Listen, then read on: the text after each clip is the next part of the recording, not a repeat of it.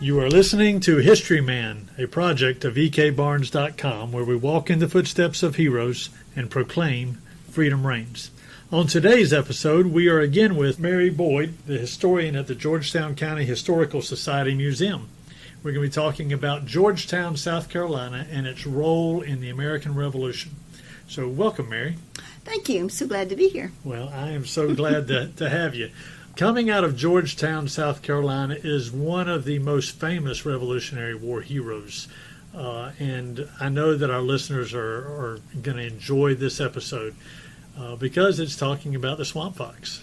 The Swamp Fox, whose real name is Francis Marion, was a native of Georgetown. Although he was born in Berkeley County, which is just down near Charleston County, his family moved to Georgetown when he was quite young, and he grew up right here. Before we get started, I want to again give a shout out to Long Gone LLC out of Camden, South Carolina, that does genealogical research and historical tours in Camden, which is the oldest continuous inland city in South Carolina.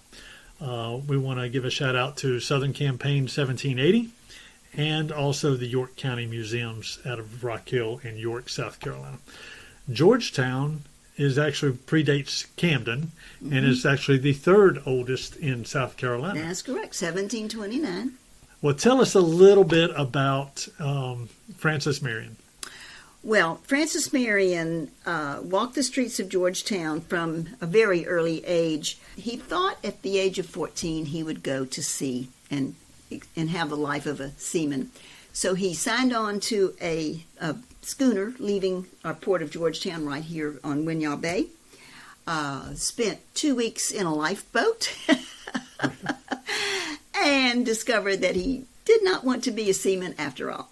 So he finally made it back to Georgetown and decided he would take up farming. Well, the Indian Wars around 1759, 1760 were a problem, a real problem going on. So I'm going to stop you right there. When people think about Indian Wars, they're thinking about Westerns, they're talking about the West. We're actually, and if you go back far enough, you think, you had the Cherokee up in the mountains of South Carolina and North Carolina. What Indians are you talking about here? And we're talking about on the coast here. Mostly it was part of the Cherokee War. Okay. And Francis Marion was like many young men who wanted to defend his farm and save his property from the raids of the Indians that were rampant in the area. So he joined the army and fought against the Indians. One of the most important things that he learned in observing the Indians was how they conducted their raids. They were very stealthy. They sneaked in, they hid, they waited until just the perfect moment to strike. And that knowledge is what he brought to the Revolutionary War a little bit later in his guerrilla warfare tactics. Now, Francis Marion was involved with the Revolutionary War starting in 1776 with the Battle of Fort Moultrie. He was present, and the British were repelled at that battle, and they did not bother us here in South Carolina in great force until they took Charleston on May the 12th, 1780. Now, a week before that fall of Charleston, after about a 6-week siege, Francis Marion was visiting in a home at 106 Tradd Street in Charleston. Now, the tradition at that time was for the host, and this was an all-gentleman party, the host would lock all the doors and pocket the key, and nobody could leave until all the liquor was consumed. And that was a common practice among gentlemen of that time. Well, Francis Marion was not a drinking man, so he found a way to leave the party. He sneaked up to the second floor and jumped out of one of the windows.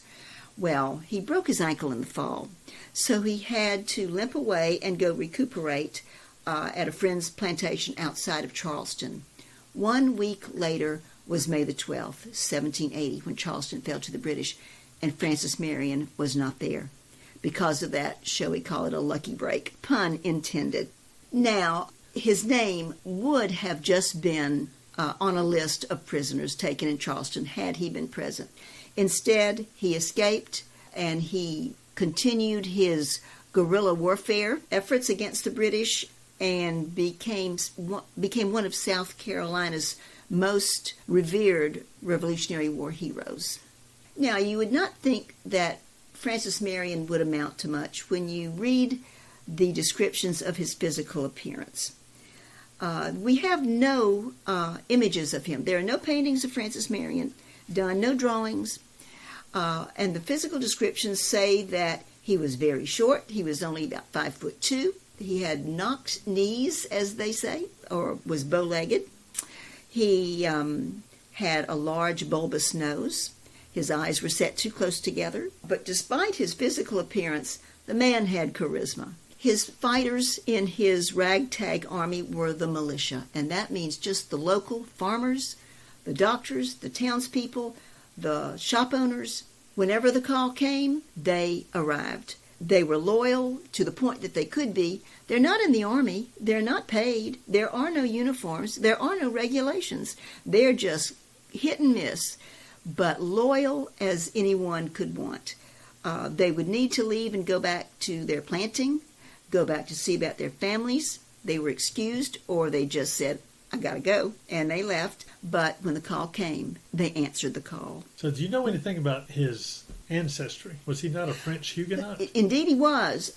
His father came from an area of France, Arion, Aryan, so put an M apostrophe in front of that, and that's how the name Marion came about. So his father came over as a French Huguenot and settled near Monk's Corner, South Carolina, another colonial town. So what is the background of the French Huguenots? They were oppressed. Finally, the Edict of Nantes was passed, which gave them a good bit of freedom, and they were able to worship and go about their lives as everyone else. And then the Edict of Nantes got revoked. So this is coming out of the upheavals of the Roman Catholic Church and the Protestantism and those things that were in going France, on. yes. In France. Well, in France, in Europe generally, Right, yes. Right. So, not being, or suddenly not being welcomed, many of them came to America. A lot of them went to Nova Scotia and large French settlements there, which is why much of Canada is French. Right. Many of those same people came to Charleston. Some of them went on to New Orleans and the coast of Louisiana, and they were called Acadians, and that word has gotten corrupted to the word Cajuns, Gotcha. which All right. is part of that same movement that brought the French Huguenots to Georgetown, brought the Cajuns to Louisiana. So he ends up here in Georgetown. Mm-hmm. His plantation, is it here? No, his plantation is called Pond Bluff, and it was back in Berkeley County where he was born. I see. After the Revolutionary War was over, he went back to Pond Bluff, but found it had been burned, was in ruins, but somehow he managed to scrape enough money together to get it going.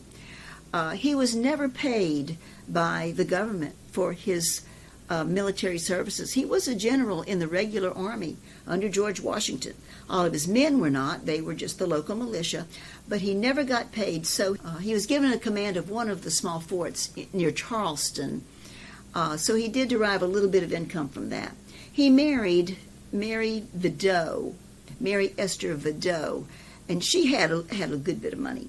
So he was able to revive his plantation, and he and Mary Esther, they're in their 50s by now, and they lived there happily until he finally died in 1795. Wow.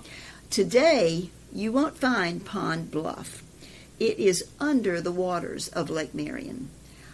In the mid-20th century, when the Santee Cooper Electric Company was going to build these hydroelectric dams and lakes, the land for one of their lakes was where his plantation was located. So today it's underwater. So what are some other stories of Francis Marion here in Georgetown? Well, there are several legends about him. One thing is that he was called the Swamp Fox. Legend has it that British Lieutenant Bannister Tarleton gave him that nickname. But we find that that is not true. According to a couple of books that I've read, the name Swamp Fox may have been mentioned by Bannister Tarleton, but it was not really attributed to Francis Marion until 1829, when South Carolina poet laureate William Gilmore Simms wrote a poem, and that's the first time you'll ever see the Swamp Fox associated in a positive light to Francis Marion. If Bannister Tarleton said it, it was a vile insult. Another legend of Francis Marion is that he walked on water. Well, maybe. What he did was, knowing the swamps as keenly as he did from his hunting and fishing days as he grew up here in Georgetown, he was able to navigate those without any trouble. He knew where to cross. He knew which streams were passable, which were too deep. And their tidal influenced also. So at low tide, he would build small flat bridges over the areas where it was safe for him to cross. But when the tide came up, they're covered under 2 or 3 inches of water and invisible, but known to him.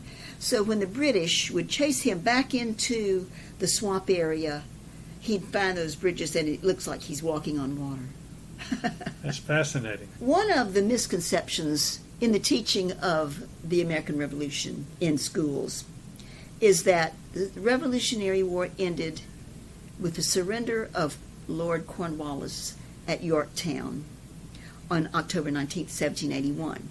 Not so. South Carolina was still occupied by the British. South Carolina saw more battles and skirmishes after that date than any other state in the entire war, and it was another 14 months before the British finally evacuated Charleston in December of 1782, and Francis Marion was one of the last standing armies against the British.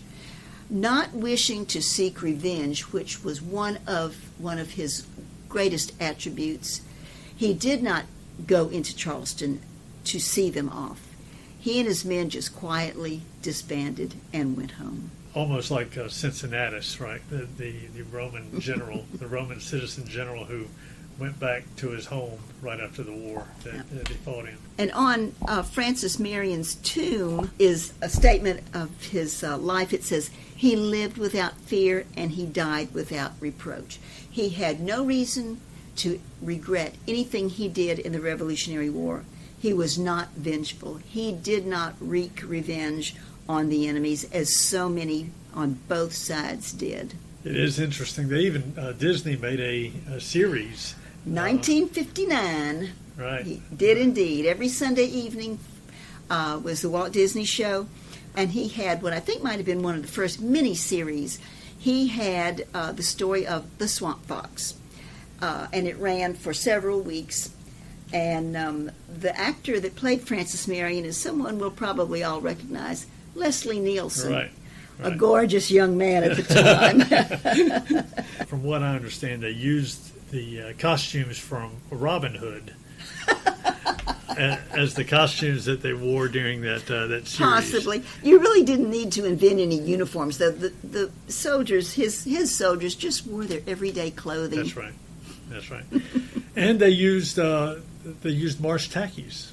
They used marsh tacky horses. That was one of Francis Marion's strong points. He used the marsh tacky horses because they can navigate the terrain of the swamps very easily. They have very large hoofs. You had said in a previous episode the marsh tackies were some of the original horses brought here by the Spanish in the 1500s. That's right. And they are still an icon in South Carolina. They are small in stature, able to navigate over water where other horses are afraid of water, or afraid of jumping water. Yeah. Now they are small horses. They're not beasts of speed by any stretch of the imagination, but they were certainly good for him in the marshes and the swamps. Perfect animal of South Carolina for him to navigate the swamps. It is interesting as you go across the battle sites in the Revolutionary War, or any battle site in general, one of the ideas in battle is to have the high ground, so you have the vista, so you can see the enemy coming, that sort of thing. Right. In the geography of Georgetown, there's no high ground. No, low country. All of it is low, and so it's hard to see your enemy coming or see where they're going to. And it's not like in the westerns where you see dust clouds off in the distance coming your way. Right. So I would imagine that the British, who did not know the area, even their loyalists, most of their loyalists were from other places, New York, Pennsylvania, that sort of thing. They did have loyalists or Tories that they brought up in this section of the country that they relied on, but a lot of the British force would be bewildered by this geography around here. Another interesting story about Francis Marion is called The Dinner. Francis Marion is out in his encampment in the swamps on his place called Snow Island. He has a few British prisoners there, but he was not one to take prisoners very often. He was much more humane than that. So there is to be a prisoner exchange, and a British officer is blindfolded and brought into the encampment. So Francis Marion invites him to dinner, and on this crudely made table, standing next to them in the painting, are several sweet potatoes. And there's a fire next to the table. And Francis Marion's manservant, Oscar Marion, is there roasting more sweet potatoes. And he said, "Sir, if you will join us for dinner." And the British officer said, "This is all that you have to eat?" He said, "Yes, and we are grateful for the bounty of the land." So the evening went on, and when the officer returned to his regiment, he said, "I am resigning my commission. I will not fight against people who are that dedicated to their cause." So he was so impressed with Francis Marion and how they were getting along on so very little that he said, "You can't beat these people." Right. And it's a precursor to the guerrilla wars, even like in Vietnam. In Nicaragua. In Nicaragua. In fact, the people in the Nicaraguans copied Francis Marion's. I remember Ronald Reagan saying they have studied Francis Marion's techniques. So it was another little tentacle of history reaching out. Fascinating. Remind our listeners some of the things that go on around here in Georgetown, South Carolina, especially in regards to your museum here. You have an event that happens every spring. We do. Tell us a little bit about that. It's called Cattails and Cocktails, and we have local hunters and fishermen that prepare dishes of their own local catch. Everything that's prepared is from right here, from the bounty of the sea, finned, fur, and feather. We have a auction and raffle. It's our largest fundraiser. It's a lot of fun. It's always on a Sunday afternoon in the spring, sometimes in late February, sometimes in March. It's a movable feast. We change around a little bit depending on certain other factors. So it's just a lot of fun, live music, and please go to our website, our Facebook, to see about the details of the upcoming festival. And if they need to reach you by an email, how would they reach you? Simply info, I-N-F-O, at GeorgetownCountyMuseum.com. Thank you so much, Mary. Our We've pleasure. enjoyed our time with you. Thank you. Good.